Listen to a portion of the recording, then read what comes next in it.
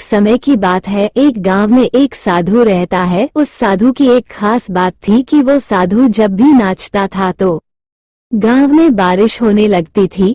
गांव वालों को जब भी बारिश की जरूरत होती थी वो उस साधु के पास जाकर उससे विनती करते कि दया करके आप नाचना शुरू कर दे, और जैसे ही साधु नाचना शुरू करता वैसे ही गांव में बारिश शुरू हो जाती थी।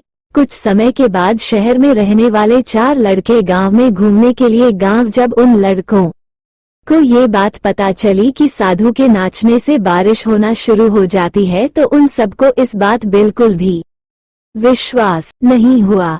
शहर के लड़के अपने आप को बड़ा पढ़ा लिखा समझ रहे थे, इसलिए उन्होंने गांव वालों को ये चुनौती दे दी कि हम भी नाचना शुरू कर देंगे तो बारिश होने लगेगी। यदि बारिश नहीं होती है तो उस साधु के नाचने से भी बारिश नहीं होगी।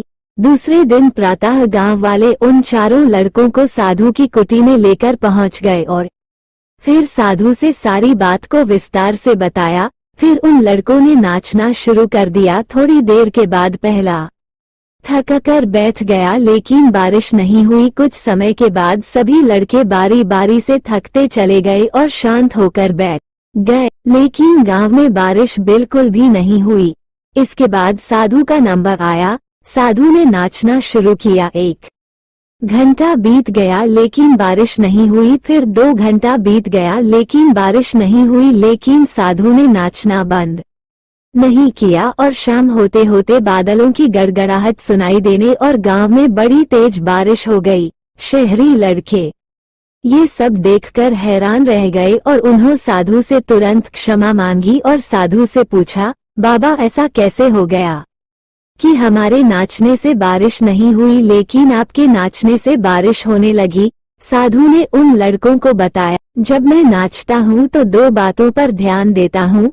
पहली बात, मैं ये सोचता हूँ यदि मैं नाचूंगा तो बारिश को होना ही पड़ेगा, और दूसरी, मैं तब तक नाचूंगा जब तक बारिश न हो जाए।